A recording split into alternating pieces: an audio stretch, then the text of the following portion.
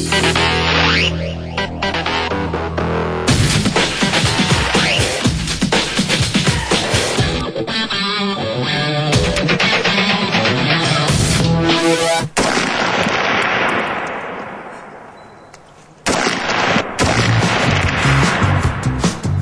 dnešnom Profesionálovi vám predvedieme nové zbrane, komunikačné a ochranné prostriedky, ktoré sa pravdepodobne stanú súčasťou pokročilého individuálneho systému vojaka v našej armáde. Celý systém je v štádiu vývoja a skúšok. Na jeho konci bude moderný a kvalitne vyzbrojený vojak 21. storočia. Výskum je kombináciou pôvodných slovenských a zahraničných technológií. Pracuje na ňom odbor vyzbrojovania sekcie obranného plánovania Ministerstva obrany Slovenskej republiky.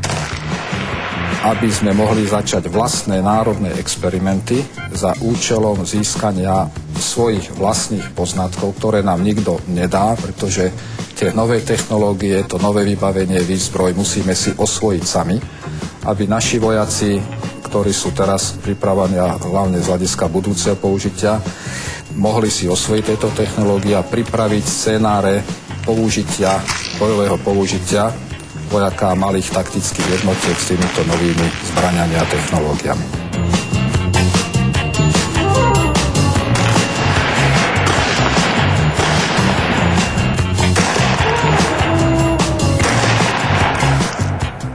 Pred ozbrojenými silami v súčasnej dobe stoja veľmi aktuálne úlohy plnenia vojenských misií z hľadiska vedenia bojových operácií, či už to v otvorenom alebo v zastavenom teréne, kde v týchto oblastiach súčasné zahraničné armády, tak ako i v prezentácii bolo povedané, orientujú svoj vývoj a predpokladajú tieto systémy v plnom rozsahu využívať predovšetkým pri bojových operáciách.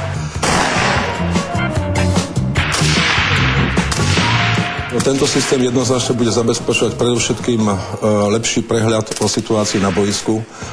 Celkovo komplexne rieši problematiku balistickej ochrany vojaka jednotlivca, prenos informácií o situácii na boisku, ale taktiež informácií, čo sa týka úlohovania príslušníkov jednotky veliteľom a naopak. A v neposlednej rade taktiež rieši komplexne problematiku logistického zabezpečenia vojaka ako jednotlivca. Orientačný bod 1, vpravo 200, zistená skupina nepriateľskej pechoty, zničte, zničenie hláste.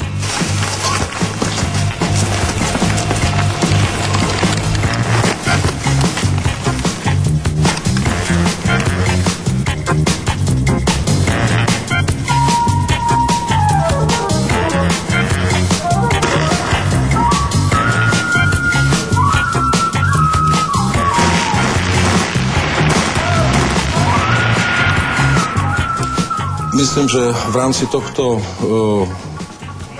individuálneho systému jednotlivca jeho nedeliteľnou súčasťou je i osobná výzbroj jednotlivca. Ako v rámci diskusie, ktorú sme viedli v priebehu dnešného dňa, bolo povedané, súčasná výzbroj našich vojakov pochádza spred 30-40 rokov a v rámci tohto komplexného poňatia je žiaduce, aby i problematika osobných zbraní jednotlivca bola prehodnotená tak, aby vojaci boli vybavení modernými zbraňami.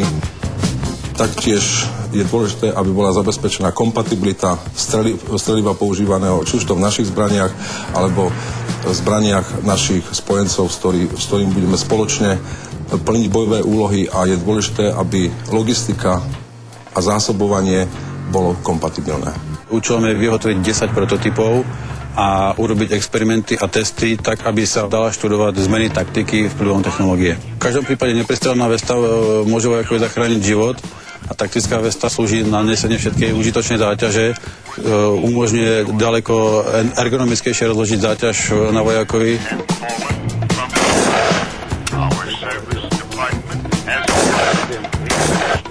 Je to slovenský výskum, kde neprestrelená vesta a taktická elektronická vesta je od slovenskej spoločnosti, taktický osobný počítač je tiež slovenský, software je kompletne pripravený na Slovensku, takže vo vrchnej časti radiostanica, a v spodnej časti dve batérie, ktoré sú vymeniteľné za prevádzky.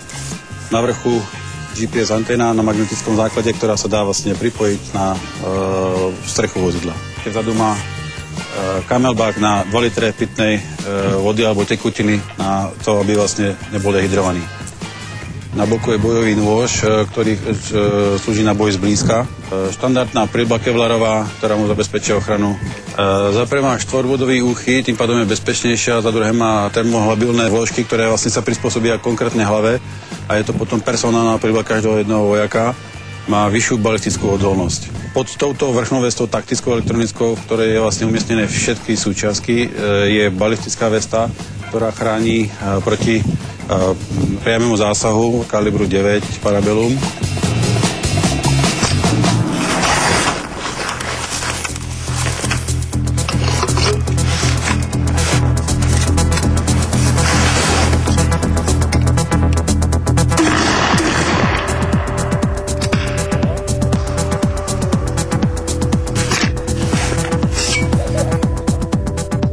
Útočná puška kalibru 5,56x39 NATO, ktorá slúži vlastne na umlčanie nepriateľa, má vysokú účinnosť streľby.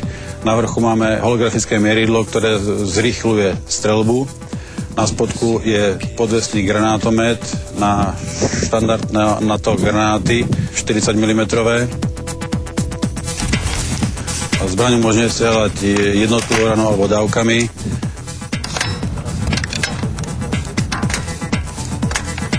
Prehľadný zásobník umožňuje okamžitú kontrolu, koľko ešte nábojov má v zásobníku, tak aby okamžite mohol reagovať a prebiť.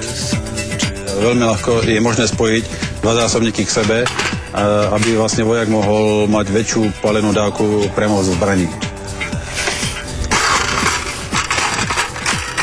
Tak veľmi rýchlo vlastne umožní vojakovi prebiť na zbraň a byť veľmi účinnejší.